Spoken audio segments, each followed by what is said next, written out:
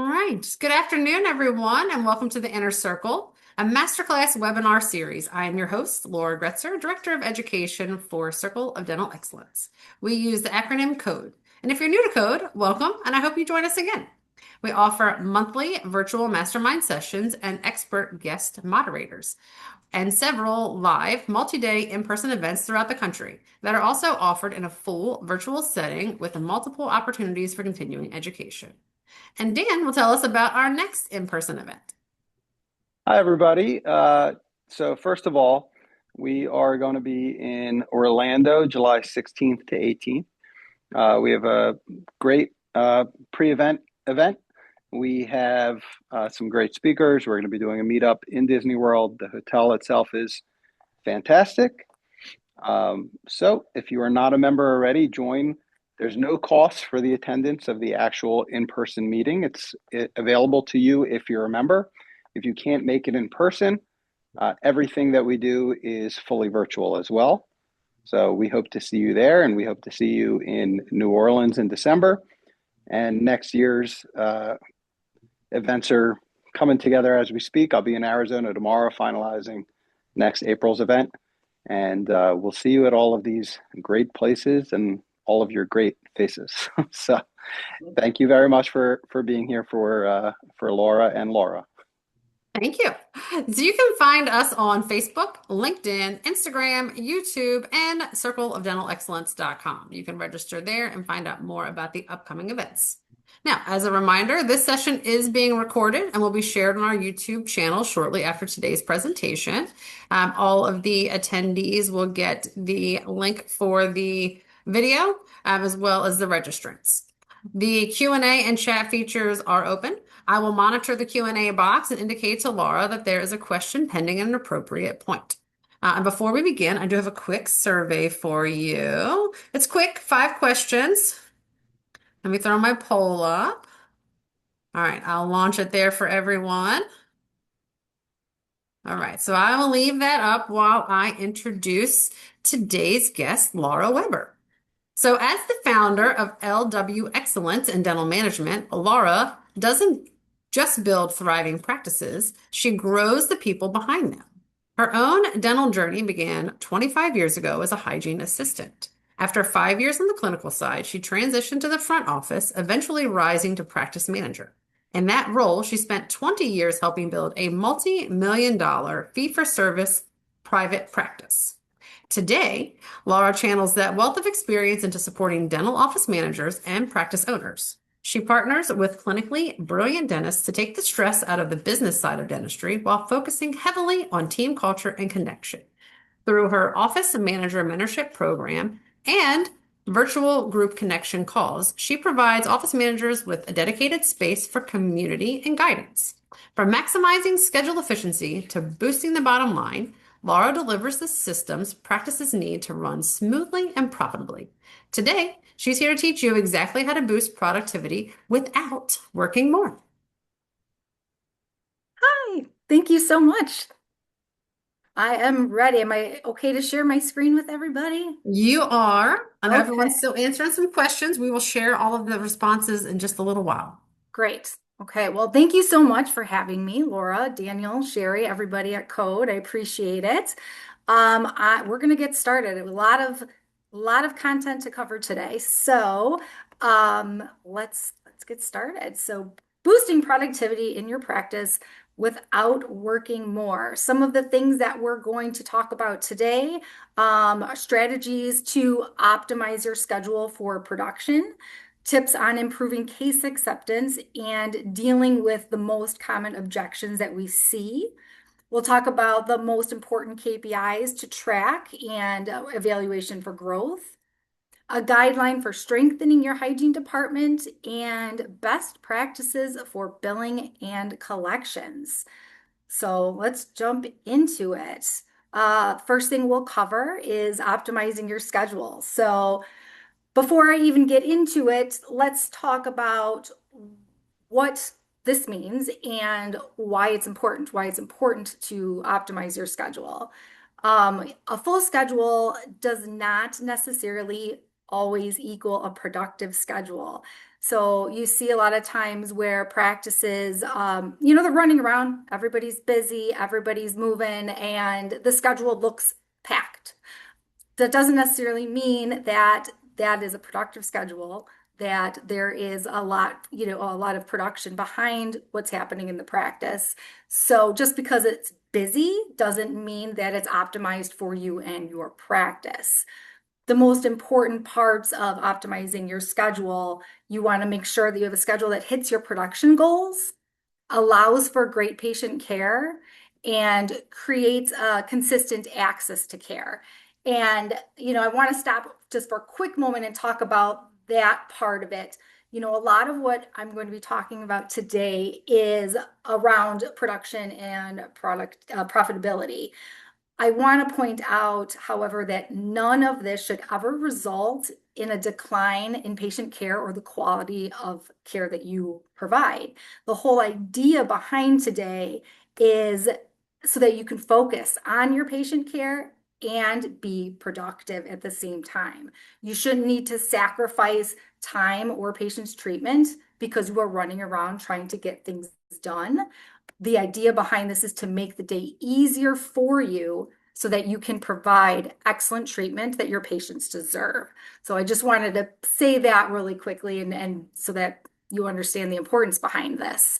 Structuring or structured scheduling allows you to focus on certain procedures without the stress of inconsistency. You should be in control of your schedule, not the other way around. Okay, so let's talk a little bit about what light block scheduling is. Light block scheduling is a strategy to build a schedule that is efficient, sustainable, and works for you. I know that a lot of the times when somebody hears the term block scheduling, there's, negative connotation behind it. People cringe and get worried about the idea behind block scheduling. And I want to kind of go over the ways that it can work for your practice and still work for your patients and allow for flexibility for both you and your patients.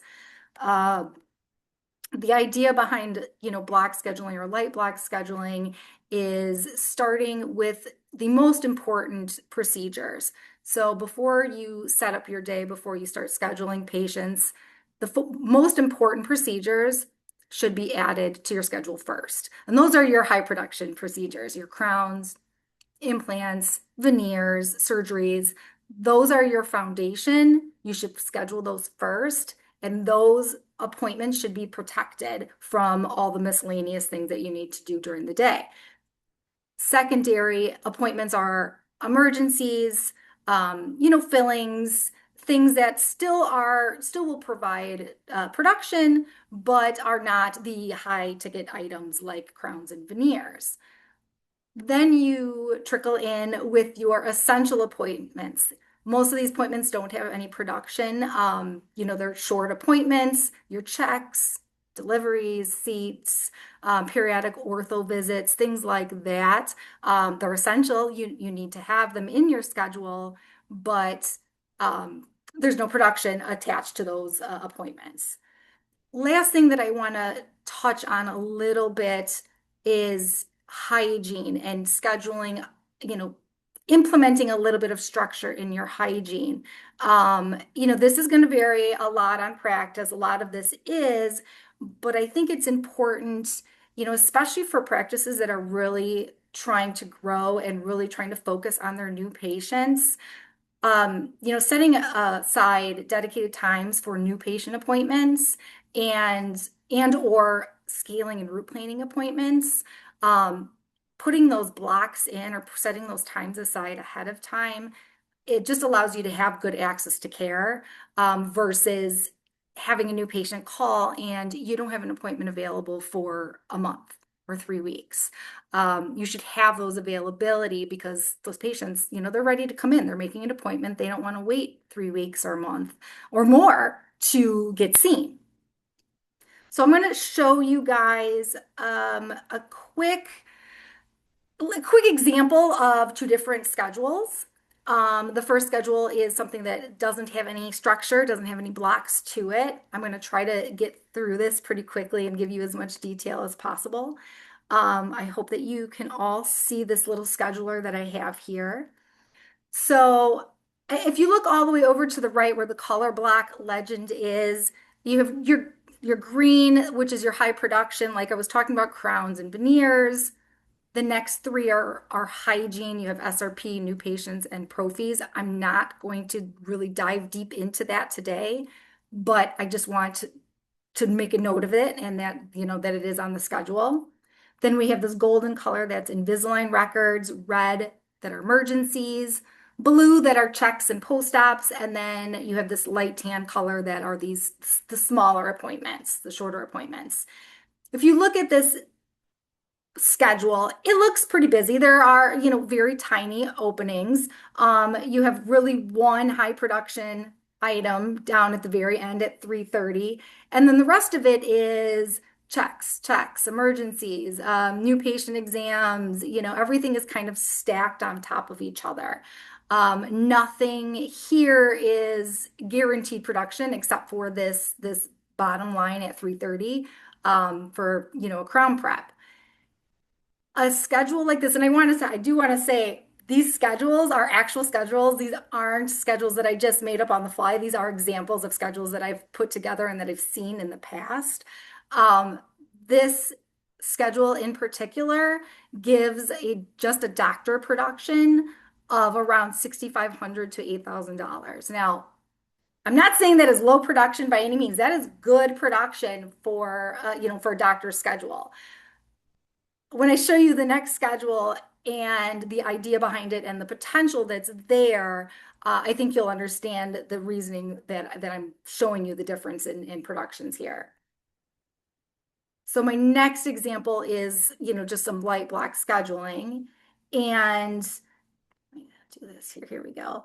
You'll see you have, the morning, you have your first doctor column, you have an overflow column, your second doctor column, and then the two hygiene columns, same as the last one. And you'll see high production in the morning. This doctor really wants all of his high production procedures first thing, right? Get them knocked out first thing in the morning. And then we offset the other doctor with, high production. So they're staggered. Okay. So we did that intentionally. And then we also did the same thing in the afternoon, one at 2 o'clock right after lunch, and then another staggered after that. There are still plenty of spaces for emergencies. There are still plenty of spots for post-ops, Invisalign records, composites, things of that nature, but those have been put in around the production appointments. This example schedule here, and like I said, this is an actual schedule. The doctor production alone is $13,500 to $20,000. And that is a pretty big range, but there are Invisalign records in there. So whether you close that case or not, the potential could be $20,000 worth of doctor production just on this day. So if you have days that are more structured around this, I mean, they're not all going to be $20,000 days. They're not going to be all $13,000 days. But if you, structure them this way that at least the potential is there, you can schedule towards these goals, towards these high goals. Some of my hot tips, I have hot tips for optimizing your schedule. Just scheduling in general. I hear a lot of times that offices are struggling with patients actually coming into their appointments. So confirm your appointments. I tell my practices to confirm appointments 48 hours ahead instead of 24. That helps reduce your no-shows. And if you don't have a cancellation policy in place, please make one tomorrow. Put one together, make sure that everyone in the office knows what the cancellation policy is, and you have to enforce it. You have to make sure that you're telling patients that you're enforcing it. Otherwise, you might as well just not have one. So put one in place. If you have one, talk to your team, make sure everybody's aware of what the cancellation policy is and make sure patients know and enforce it. Utilizing your communication software to fill the openings that you have in your schedule.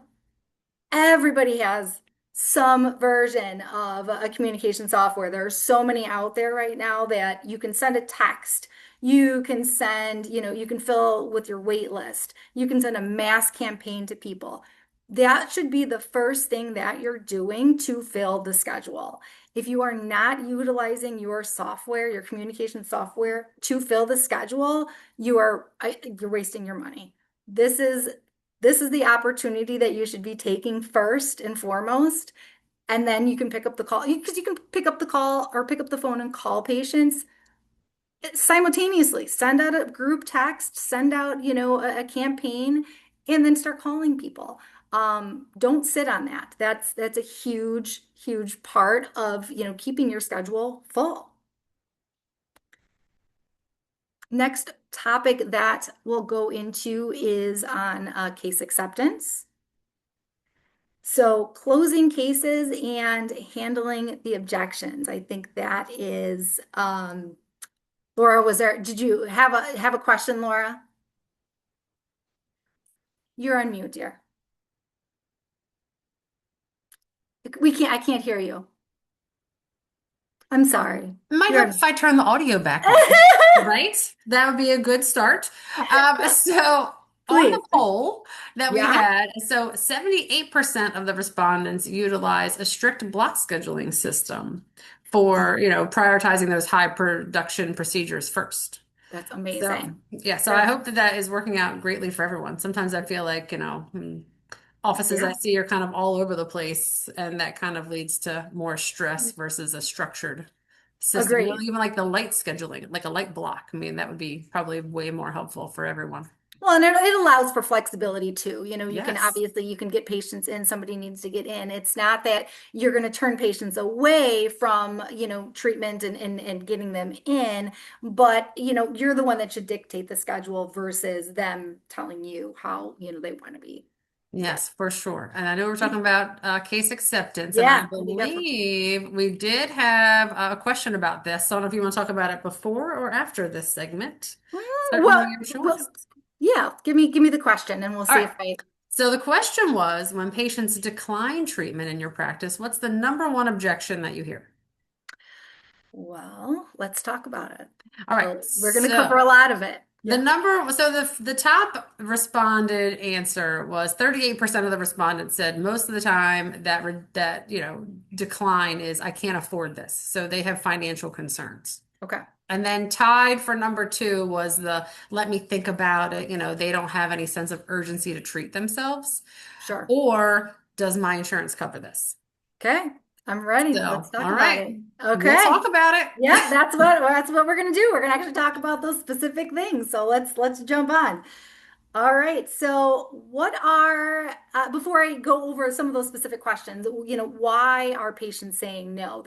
There's reasons behind why these patients are saying no to treatment that we may not be thinking about. Overall confusion, or is the patient unclear on the actual treatment recommendations? If they're unclear and they aren't sure, they're not certainly not going to jump on scheduling treatment. Emotions behind it. Some patients are scared. You get patients that are overwhelmed very easily. Frustration, maybe they're angry that every time they come in, there's something else new. The emotions behind why patients are saying no, I mean, that's something that should be paid attention to. Finances, obviously, that's a big one. Patients may not necessarily be aware of what your financial options are. So make sure you're paying attention and that you're talking to your patients about your options. And like you said, lack of urgency. It's fine to wait. Doctor said it was okay. Well, let's talk about those actual questions, shall we? So here are some of the ones that you already mentioned. It's too expensive. Can't we wait and see? I'll wait until it starts bothering me. My insurance doesn't cover it. I need to think about it. And then this last one here is a big one. Excited to kind of talk about that. My previous dentist never mentioned this before. Why do I need this now? So let's talk about what we say and what's a good response to some of these. It's too expensive.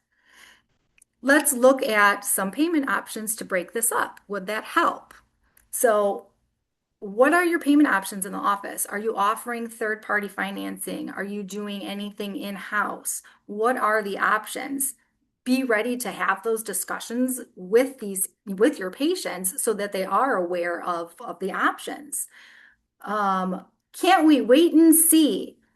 The doctor should take the time to say, let me explain what can happen if you do decide to wait. It's usually going to be more expensive if you wait. It's going to be more extensive treatment. Whatever it is, explain that to the patient. Same thing with this. I'll wait until it starts bothering me. The concern is that dental problems often get bigger before they become painful. Treating it early usually means a simpler and less expensive fix. My insurance doesn't cover it. This is a good one. I love this one.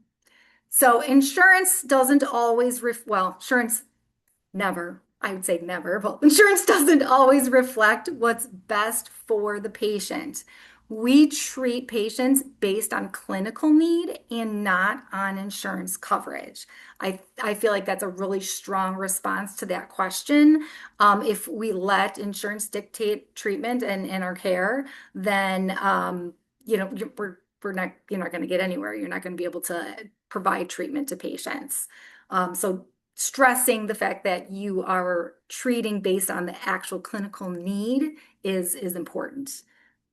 I need to think about it, or let me talk to my husband or my wife or my partner. Of course, what part would be most helpful to review before you decide? See if you can address some of their questions. See if you can address them in real time before they leave. See if you can actually get them to commit now, while you're face to face.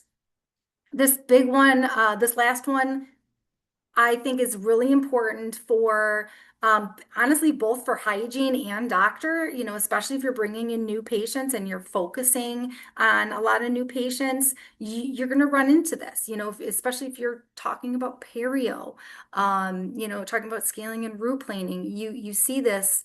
I've heard this a lot where I've been seeing my dentist for 10 years, or, I saw my dentist for 20 years and they never mentioned this. So why now? Why do I need to do this now? A good response to that's a fair question. Make sure you validate that first and then explain, things can change over time. And every dentist evaluates a little differently. So let's show you what we're seeing today and why we are recommending treatment. So take the time to, explain what you're seeing, explain why the patient got to that point, and that they, help them understand that, you know, one thing I will say, please don't ever say anything about another office or say anything negative about another dentist. I feel like that's self-explanatory, but please don't go in and say, oh, I don't know why the dentist didn't say that, your previous dentist didn't say that, or I don't know what the hygienist was doing, previously, why they didn't talk about your perio. That just makes you look bad. It's unprofessional. Please come up with a response that is professional and that is going to be beneficial to the conversation. So let's moving on from that. So what to avoid in these conversations and what should you do instead? So dismissing concerns or rushing past the objections. I know that it can get daunting and stressful, especially when you have patients constantly questioning you and constantly questioning, their treatment or what you see. You don't dismiss it. Don't try rushing past it. You've got to take 2 seconds to sit down and explain this with your patients. Listen to their concerns, then respond. and address each objection individually. I know this can be hard to do sometimes because it takes up a lot of time, but if you can make this a priority, I think it makes a big difference. Responding to questions with anxiety and uncertainty. I do see this with new doctors or new practice owners. They're a little nervous to talk about big cases. They're not sure how the patient is going to react. If you come in and you're addressing some of this treatment and you look nervous or you look uncertain about treatment, the patient's going to pick up on that immediately, and that's just going to translate over. You need to go in confidently, speak calmly, clearly, and confidently explain what you see and why you're recommending treatment. A third thing I would say, I love this one. You know, Using dental terminology without an explanation, please don't do that. I'm all about education and educating your patients. Please, if you're going to use dental terminology, please explain exactly what it means. I will never forget, an associate doctor that I had worked with was talking to a patient about all the buccal of abfractions that she had. And she kept talking about this up at the front, and when the doctor left, the patient looked at me and said, what is that? I don't even know what she was talking about. So she obviously didn't schedule. She had no idea what the doctor was talking about. Please make sure to use simple, clear language when you're presenting these treatment plans, or if you're going to use dental terminology, make sure that you explain exactly what it is that you're talking about. And lastly, having a financial or insurance discussion without the facts. Now, I know a lot of practices do different things. I am a strong believer of letting the admin team handle all the insurance questions, all the financial questions, and leaving the clinical to the doctors, hygienists, everybody on the clinical team. If you're having a financial conversation with a patient and you give them inaccurate information, it's not only going to make you look incompetent, but they're not going to, you're giving poor information. I mean, that's going to turn around and it's going to end up being a failure in the treatment presentation. So lean on your admin team, whether it's the manager, your treatment coordinator, whoever it is that is handling your payment plans or insurance. Bring them in, talk to them, and let them handle those conversations. Hi, Laura. Hello. All right. So we have a quick comment with a question.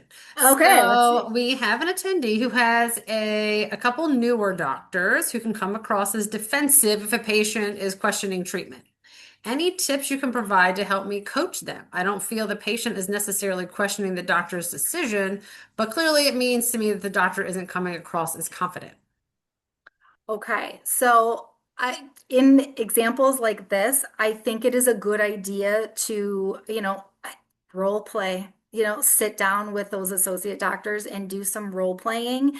Um, Talk about some of these objections together, find out what the common objections are that they are getting, and then work on that coaching, work on that response with them so that they are prepared to answer these questions without getting defensive. Because as soon as you turn on your defensiveness, that's just going to close them down. Your patient's going to just shut off. So I would strongly recommend sitting down and doing this one-on-one with your doctor, and coming up with these solutions together and practice it together. Tell them to practice it by themselves if they want, in the mirror, record it, whatever they need to do so that they are more confident with answering these questions. Does that help? I got a thumbs up that floated up on my screen. So Okay, perfect. All right. All right.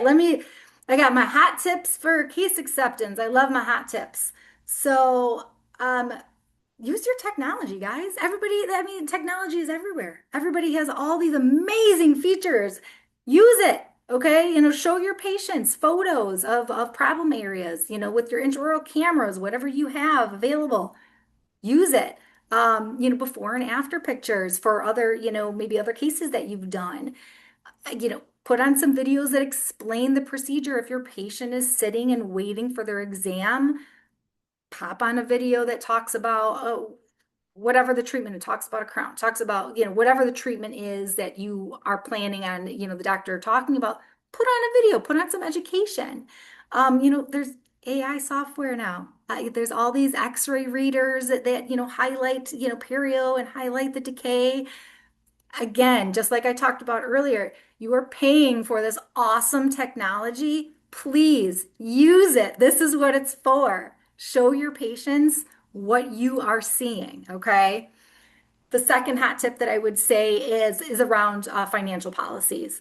Um, if you don't have concrete financial policies in your office, you need to do that now. And if you do, does the team actually know what they are? Is it one or two people that know what your financial policies are, or is it the entire team? Does the whole admin crew know what the policies are?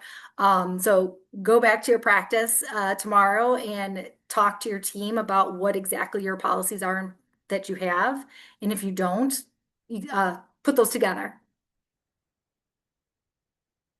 Next quick little topic will be on tracking and managing KPIs, your key performance indicators. So your top KPIs. I mean, there are endless KPIs that you can track. I mean, there are these, again, you have softwares, analytic dashboards that provide endless data. These are going to be my top KPIs that I track and that I advise practices to look for. If you're not tracking your KPIs, you can't improve on, what you don't measure, just like it says here. So what to track and why are we tracking? First thing is your total production. Um, are you producing? Are you producing enough to support your practice goals? And are you growing? You need to, reference back, reference, the year prior, or, the last quarter versus this quarter. You should be paying attention to growth. Same thing with collections. Are you actually collecting what you produce? Your collections should be 98% or higher of your total production. So if it's lower than that, you need to look into why you're not collecting. Accounts receivable. Are your collections being delayed because you don't have a system or you're not following up with patients? This is something that I think practices should be looking at least once a month, if not twice a month. Check your overall AR and keeping track of what outstanding claims you have. And we're actually going to be talking a lot more about that later on. Your hygiene percent of production, I think that's a good one to evaluate. A strong, healthy hygiene department is anywhere between 28 to 30% of your overall production. So if you're taking your entire hygiene production and you calculate it out and it's 20%, 22%, look at your systems, look at what the hygiene, department is doing and figure out how you can increase, your productivity there. Something also we'll talk about. Case acceptance. Pay attention to your case acceptance rates. Are patients moving forward with treatment? Like we just talked about. I mean, you're talking to your patients about treatment. That's one thing, but are they actually scheduling? Are they actually doing treatment, completing treatment? So pay attention to your actual case acceptance rates. And then your new patient and patient retention. This is something that I hear a lot about. Everybody wants new patients. Everybody's tracking their new patients. How do we get more new patients? How many new patients should we have? And that's great. Yes, you definitely should be focusing on, especially when you're growing. I mean, Focus on the amount of new patients that you're bringing in. Focus on the referral sources, where these people are coming from. But if you are not paying attention to the retention part of it, you could be bringing in 20 new patients a month and losing 30. So if you're not paying attention to the patients that are already there and those patients are leaving, those new patients, it doesn't matter. You're not even replacing everybody that's leaving. So please pay attention to not only your new patients, but the patients that have left or that are getting close to being lost, quote unquote. My hot tips on KPIs. So, um, train your office manager. I think that your office manager, a good office manager is worth their weight in gold. Your office manager can be tracking these numbers for you regularly. You guys should be, an office manager and owner doc should be talking on a regular basis and reviewing these numbers together. So please, if you have a new office manager that isn't sure what KPIs are, you got to start there. Start there, train them up so that way you guys can track these things together. Um, if you have a system with an analytics dashboard, again, there's a lot of great systems out there. If you have it, use it. They have amazing data on these dashboards. If you aren't sure, if it's overwhelming, if you don't know how to use it, get just reach out to them and get some training on it. I mean, there's got to be YouTube videos. You could contact your rep, they'll train you. You've got to utilize these systems if you have them. My bonus hot tip is maximizing your daily huddle. Now, I could talk about a daily huddle for an entire day. I think that taking the time to review the schedule every single day with your team is extremely beneficial. You should be not only talking about the schedule, but talk about the numbers for the day, where you are to goal, talk about your treatment opportunities. This is such an important 10 to 15 minutes of your day. Hi, Laura. Hello. All right. So that was one of our questions about team huddles. Yep. So luckily, 56% of our respondents said yes, absolutely, they have daily team huddles. Our second Awesome. response was 44%. They do like quarterly hygiene specific meetings, which is also Mhm. fantastic. Okay. Um, and then everyone else is kind of broken down. 22% each, so they do like daily clinical. Some of them have admin only. And then Mm. about 11% of people don't hold any structured regular huddles. Okay. Okay. Room for improvement there. Please do a huddle. Take 10 minutes, guys. 10 minutes. I mean, I'm happy to share any of the resources, any of the guides that I have. I'm happy to send those out and provide some structure so that you can get started. I think these huddles are just a game changer for a practice. Um, my extra bonus was about a separate admin huddle. I love to see that some places are already doing this. I find this to be extraordinarily important. You don't need to be talking about the entire accounting and balances and payments with the entire team. Do your portion with the entire team, and then break off and do a huddle with your admin team. And we're actually going to talk about that in a little bit. So I love to see that people are doing that. That's great. Next portion is strengthening your hygiene department. So, your hygiene department is number one, the backbone of your patient relationships. Your patients are spending so much time with your hygienists. I mean, you have some patients that they really don't have restorative needs. So they're coming in every 3 months, every 6 months and seeing their hygienists. And your hygienists know probably everything there is to know about your patient. If you are not, if you're not improving your hygiene department and you're not educating and supporting them, you're leaving revenue on the table, you're leaving opportunities on the table. This is where the patient relationship starts. So, what makes a strong hygiene team? Um, but a couple of things here. I think that a consistent standard of care is something that a lot of practices lack. And when I say that they lack it, I don't mean that you don't have one, but you may not have one that everybody knows. Okay. So, especially with the issues that we have with hygiene shortage or, turnover with hygienists not being able to, fulfill, the hygiene positions. You have a lot of temps that are coming in, right? You have temps that are coming in, or you have new employees that are coming on.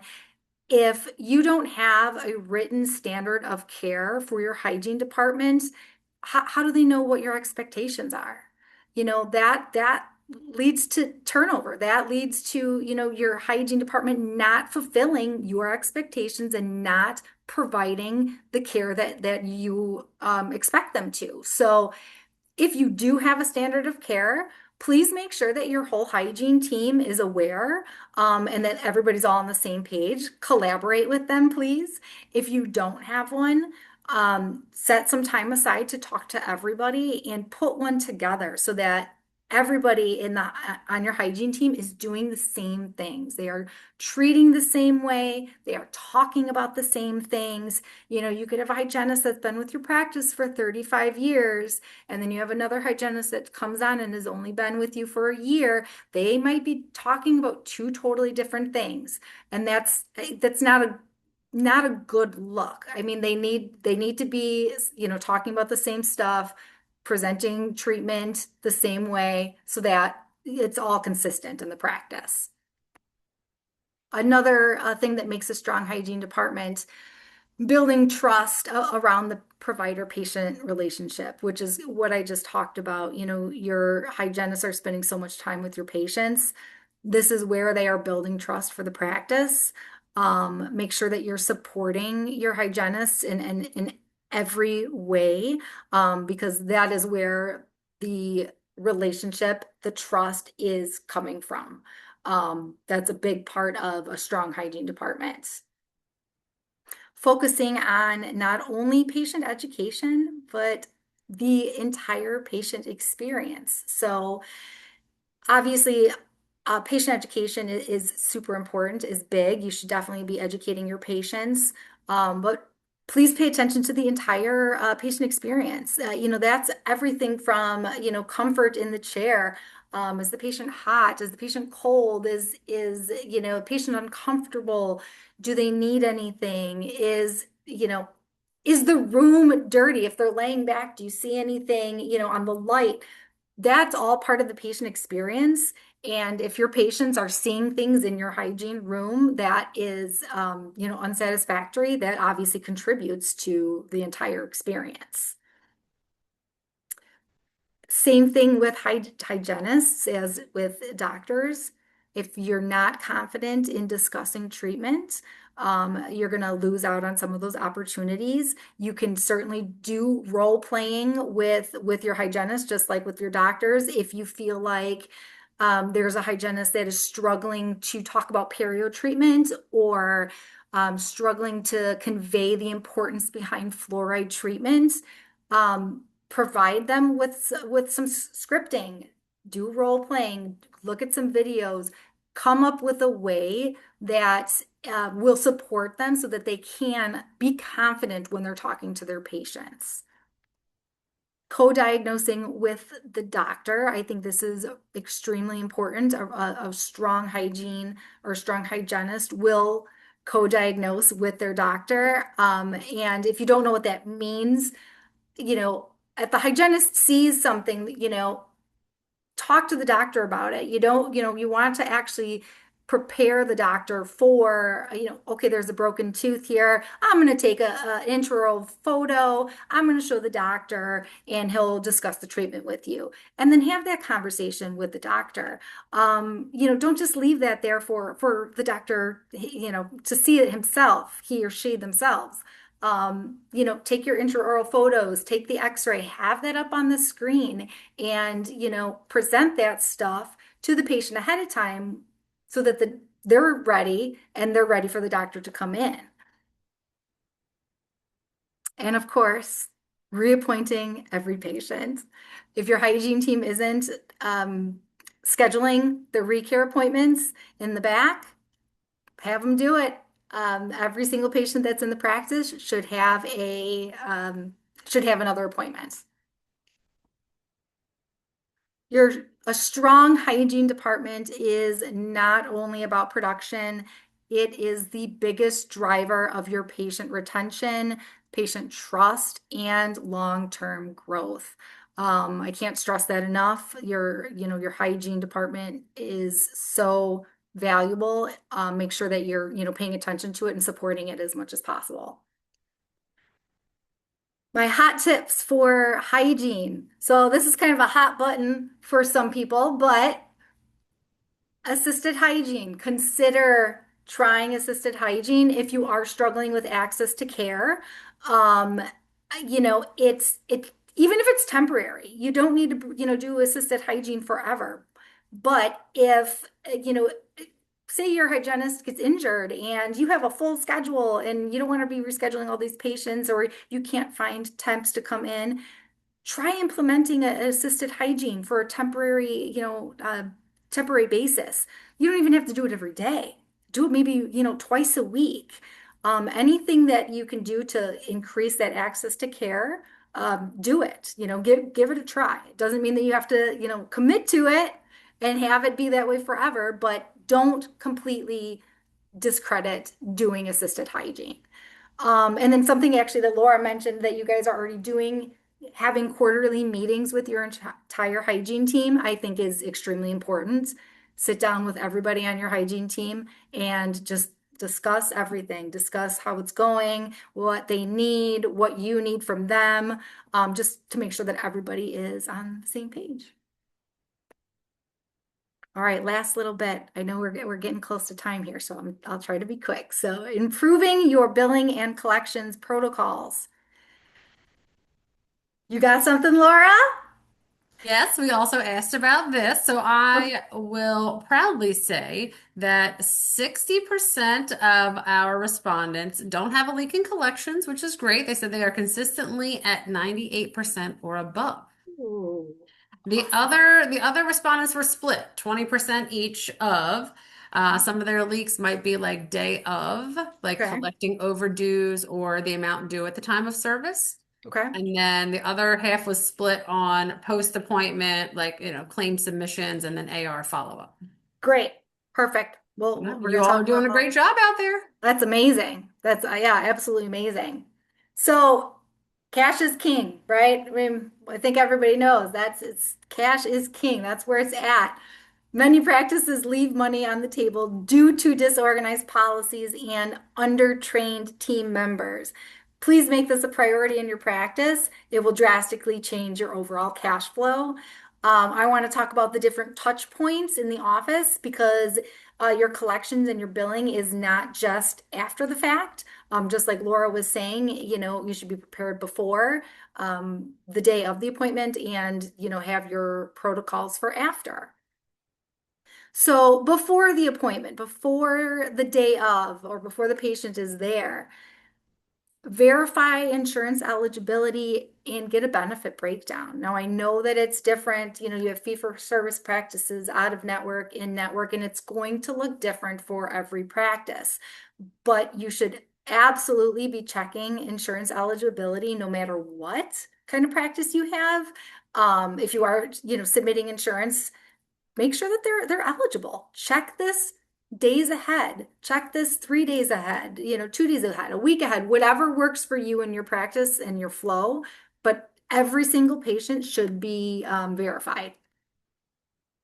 Review account balances for payments due and overdue. If you're looking at the day tomorrow, who's coming in? Who has an overdue balance? Who has payments that are due? You should be prepared ahead of time for this. And also checking for any outstanding claims that are possibly pending, including family members. If you have a mom that's coming in and three of the kids have been in the past month and they have all these open claims, check on those claims. See if any of them, I have payments that are coming through and so that when the mom comes in, you can say, okay, I looked ahead. Your children had, treatment done. The insurance will be paying XYZ. Your balance is this. Let's take care of that today. Get that done. Take that statement out of the equation. You shouldn't have to send a statement if the parent is there. The day of the appointment, discuss all the accounts for the day with the entire admin team, which goes back to the huddle. Everyone on your admin team should know who has an overdue balance. If they're coming in and they have an overdue balance, it's got to be collected. Everybody should know which patients don't have insurance. If they don't have insurance, they are paying today. So everybody should know who doesn't have insurance. Are you checking again? You're checking for insurance eligibility? Which patients are inactive? They have insurance on file, but you went to verify and now it's showing inactive. You should be paying attention to that. Everybody should be aware of that. And then patients that are expected to make payment today, whether they are on a payment plan, whether there's a percent of services that are not going to be covered. Everybody on that team, everybody in the admin department should be aware so that they're prepared to collect the money while the patient is in the office. And then after the appointment, submitting the claims, obviously, submit the claims the same day or the next day. You shouldn't be waiting a week. You shouldn't be letting these claims linger. As soon as you can, they should be sent out. Personally, I like doing it the next day. I think that it allows for, any changes if there were any mistakes that a provider made, or maybe there was an accounting error that was entered. Doing it the next day just allows you to reevaluate everything, check the chart notes, make sure that everything is accurate before sending. If you're doing them same day, great. That's great too. My preference is going to be the next day. Sending a statement after the insurance has paid. You don't need to wait until the first of the month to send a statement. If a patient had a crown and it's June 13th and the payment comes in and you have the new balance, go ahead and send a statement, whether it's on a text or, text to pay, email, send it out now. You don't have to wait till the end of the month or the beginning of the month to send out the statement. Just do it right away.